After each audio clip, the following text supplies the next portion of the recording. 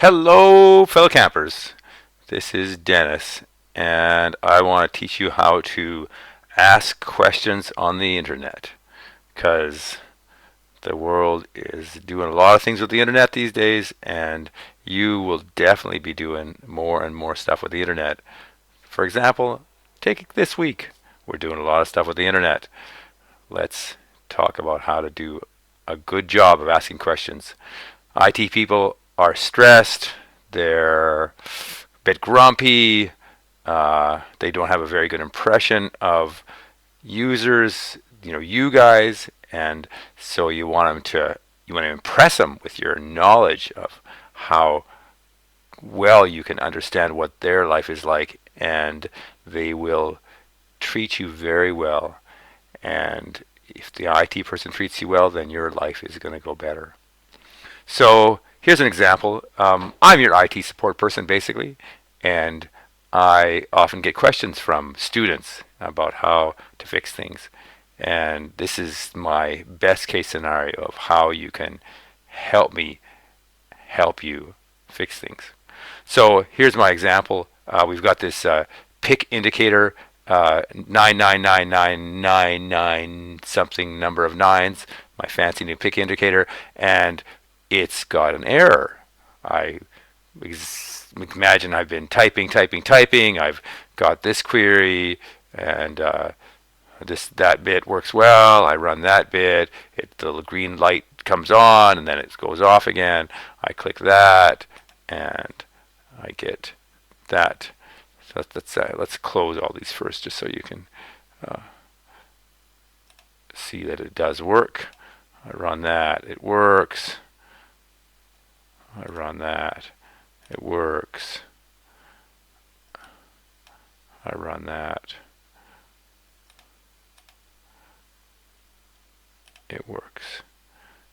And we get to the bottom, and we run this one, and it doesn't work. And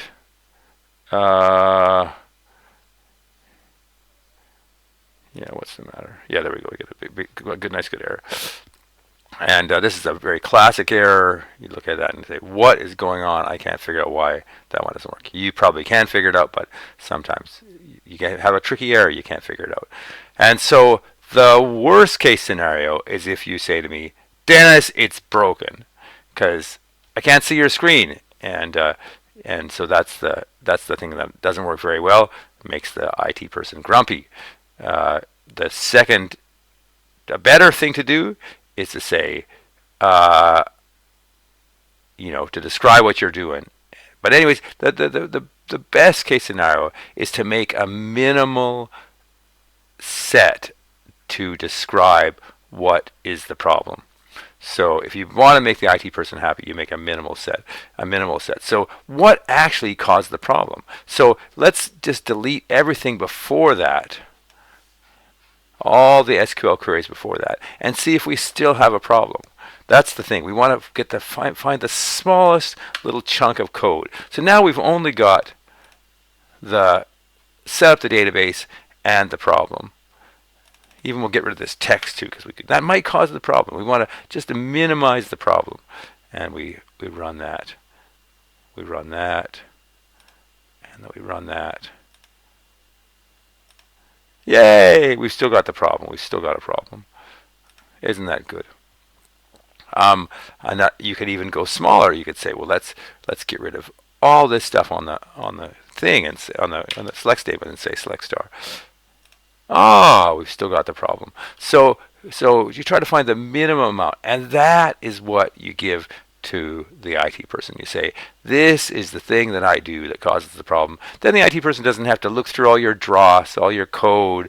They can just look at this little bit and go, that's the problem. So at this point, you just copy that. Because it's text, you don't have to give a screenshot. You can just copy that, Control A, Control C, copy it. You go to the LMS. I've got a shortcut for the LMS.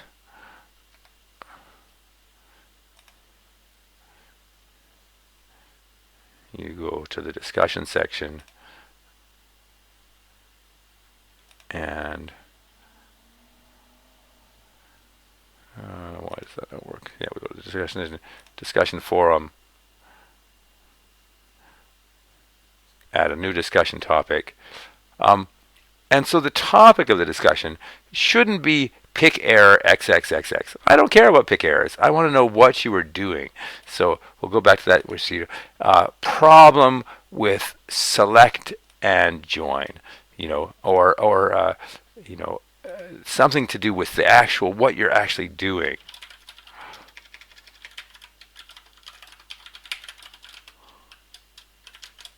And then I was trying to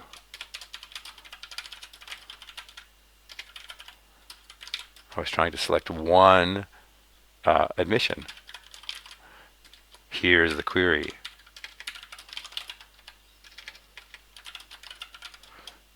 If you really want to be fancy, you can change that to pre-formatted text. It looks a little better, and you paste it in there. Great. And that's it. Then I can take that, I can paste that into my side. I don't have to set it all up myself to see what's wrong.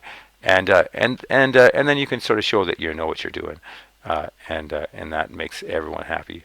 Send that post off to me, and you will have one happy tutor. So again, in summary, try to have the minimum amount of text that will cause the problem, but try to have a self-contained example that will cause the problem, so that it's really easy to use. At least always include the code that you're working with.